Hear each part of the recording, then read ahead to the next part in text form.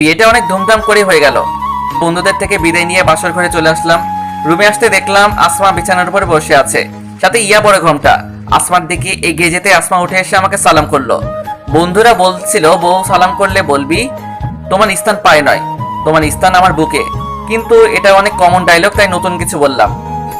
বেঁচে থাকো বৎস, স্বামী সংসার নিয়ে অনেক খুশি হও, এটাই দোয়া করি। আসমা সালাম করার পর আমার কলার ধরে বলল, এই তুমি এখানে মজা করবে? তাছাড়া কি করব? আসমা কিছু না বলে আমার কলার ধরে বিছানার উপর ফেলে দিয়ে রুমের লাইটটা বন্ধ করে দিল। লাইট বন্ধের জন্য কিছু দেখতে পাচ্ছিলাম না, তাই তখন কি হয়েছিল আমি সঠিক জানি না। আপনারা জানলে কমেন্ট বক্সে বলে দিয়েন।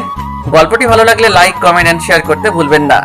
আর আরো এমন রোমান্টিক গল্প পেতে আমাদের চ্যানেলটি সাবস্ক্রাইব করে আমাদের সাথেই থাকুন।